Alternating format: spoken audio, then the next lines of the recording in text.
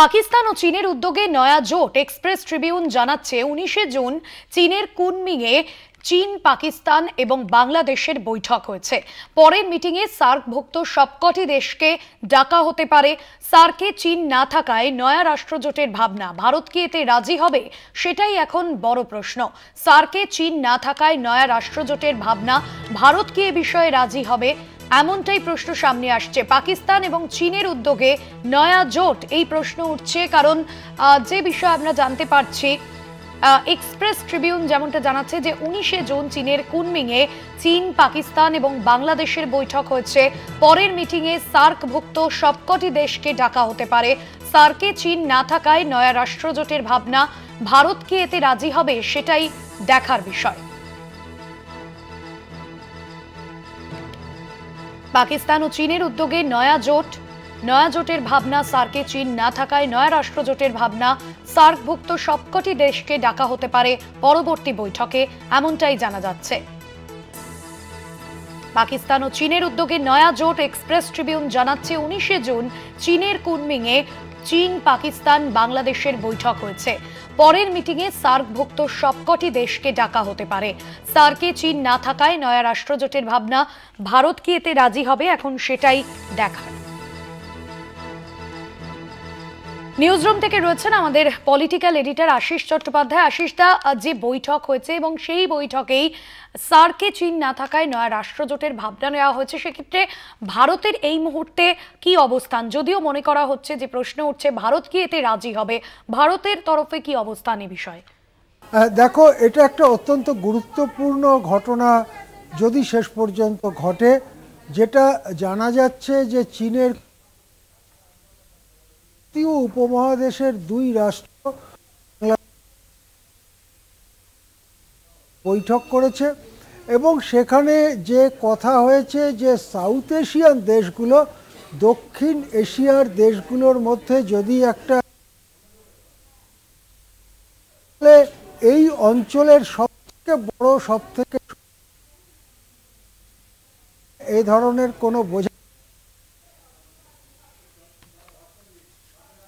সেক্ষেত্রে একটি নতুন আশিসদা, আপনি সঙ্গে থাকুন, আপনার কাছে আসছি পরবর্তীতে। আপনাদের জানাবো, পাকিস্তান এবং চীনের উদ্যোগে নয়া জোট এক্সপ্রেস ট্রিবিউন জানাচ্ছে 19 জুন চীনের কুনমিংয়ে চীন, পাকিস্তান এবং বাংলাদেশের বৈঠক হয়েছে।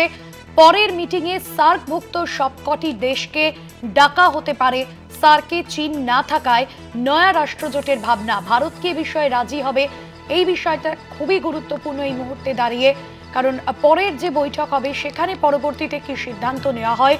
সার্কভুক্ত সবকটি দেশকে ডাকা হতে পারে এমনটাই এখনো পর্যন্ত জানা যাচ্ছে। তবে সার্কে চীন না থাকায় নয়া রাষ্ট্রজোটের ভাবনাও ইতিমধ্যে নেওয়া হয়েছে। তবে ভারত এই বিষয়ে কি অবস্থান, বা ভারত এখনো পর্যন্ত কি জানাচ্ছে, যদিও এই বিষয় এখনো প্রাথমিক স্তরে, এই বিষয়ে অত্যন্ত গুরুত্বপূর্ণ। 19 জুন চীনের কুনমিংয়ে চীন, পাকিস্তান এবং বাংলাদেশের বৈঠক হয়েছে। আশিসদা রয়েছেন আমাদের সঙ্গে, আরো একবার আসবো আশিসদা আপনার কাছে।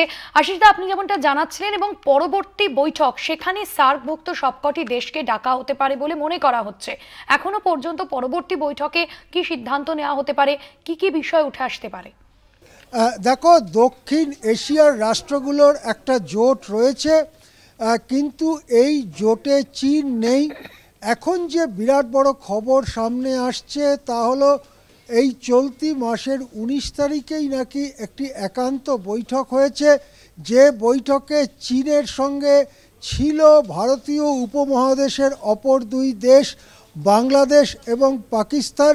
চীনের কুনমিংয়ে এই বৈঠক হয়েছে এবং সেখানে এই রকম বোঝাপড়া হয়েছে বলে জানা যাচ্ছে যে এখানে যে সাউথ এশিয়ান রাষ্ট্রগুলোর ব্লক রয়েছে, যাকে আমরা চলতি কথায় সার্ক বলি, সেই সার্কের মধ্যে চীন না থাকায় সার্কের গুরুত্ব ছোট হয়ে যাচ্ছে। সুতরাং এমন একটি রাষ্ট্র জোট তৈরি করা হোক যাতে সার্কভুক্ত দেশগুলোও থাকতে পারে, পাশাপাশি চীনও থাকতে পারে। আমি জানিয়ে রাখবো যে যেটাকে সার্ক বলা হয়, SAARC, সার্ক, এটার পুরো নাম হচ্ছে south Asian association for regional cooperation. South Asian association for regional cooperation এর মধ্যে রয়েছে ইংরেজি অধ্যক্ষর অনুসারে পড়ছি আফগানিস্তান, বাংলাদেশ, ভুটান, ইন্ডিয়া, মালদ্বীপস, নেপাল, পাকিস্তান, শ্রীলঙ্কা। অর্থাৎ দেখা যাচ্ছে যে এই 8টি দেশ যারা দক্ষিণ এশিয়ার গুরুত্বপূর্ণ দেশ, ছোট বড় সব দেশগুলো রয়েছে। কিন্তু এই জোট যখন গড়া হয়েছিল তখন এর মধ্যে চীনকে নেওয়া হয়নি। চীন অবশ্য ঠিক সাউথ এশিয়ার নির্দিষ্টভাবে পড়ে না, চীনের কিছুটা, চীন অনেক বিরাট বড় দেশ, এশিয়ার বিস্তীর্ণ অঞ্চল জুড়ে তার অবস্থিতি। কিন্তু বাংলাদেশ, পাকিস্তান এবং চীন এ ব্যাপারে একমত হয়েছে যে যদি একটি রাষ্ট্র জোট এই অঞ্চলে থাকে এবং তার মধ্যে চীন না থাকলে সেই রাষ্ট্র জোটের গুরুত্ব অনেকটাই কমে যায়। সেক্ষেত্রে যেটা নাকি ঠিক হয়েছে বলে জানা যাচ্ছে যে এই যে জোট বা যে জোটের কথা ভাবা হচ্ছে তার আরেকটি বৈঠক ডাকা হবে যেখানে সার্কভুক্ত 8টি দেশ ছাড়াও নবম দেশ হিসেবে চীন যোগ দেবে। এই 9টি দেশ একত্র হয়ে তারা একটি জোট গড়ে তুলতে পারে কিনা সেই ব্যাপারে আলোচনা হবে। সাধারণভাবে চীনের সঙ্গে ভারত অনেক জোটেই আছে। ভারত রয়েছে সাংহাই কোঅপারেশন অর্গানাইজেশন বা SCO জোটে, ভারত রয়েছে ব্রিক্স জোটে, ভারত এরকম অনেক জোটেই চীনের সঙ্গে রয়েছে। কোনো জোটে যেমন SCO সেখানে পাকিস্তানও রয়েছে। সুতরাং ভারত এর আগেই, যেমন সার্কেও পাকিস্তান রয়েছে, ভারত রয়েছে। সুতরাং এর আগেই ভারত চীন এবং পাকিস্তান সহ একাধিক রাষ্ট্র জোটে অংশীদার রয়েছে। কিন্তু প্রশ্ন হচ্ছে সার্কের সীমানা বাড়িয়ে, সার্কের পরিধি বাড়িয়ে তার মধ্যে চীনকে অন্তর্ভুক্ত করার ব্যাপারে ভারতের অবস্থান কি হবে। কেননা সার্কভুক্ত যে 8টি দেশ আমি নাম বললাম, দেখলেই দেখা যাবে যে এই দেশগুলোর মধ্যে ভারতই আকারের দিক থেকে, জিডিপি বা উৎপাদনের দিক থেকে, আর্থিক শক্তির দিক থেকে সবথেকে বড় দেশ। কিন্তু চীন এই জোটে যুক্ত হয়ে গেলে ভারত সেই স্থানটি হারাবে। চীন হয়ে যাবে ভৌগোলিক আকার, আর্থিক শক্তি, রাজনৈতিক প্রভাব সব দিক থেকেই সবথেকে বড় দেশ। সুতরাং সার্কের এই ধরনের পরিবর্তন করে নতুন একটি জোট গড়ার প্রশ্নে নয়াদিল্লির কি মনোভাব হবে তা জানতে আমাদের আরও কিছুটা সময় অপেক্ষা করতে হবে।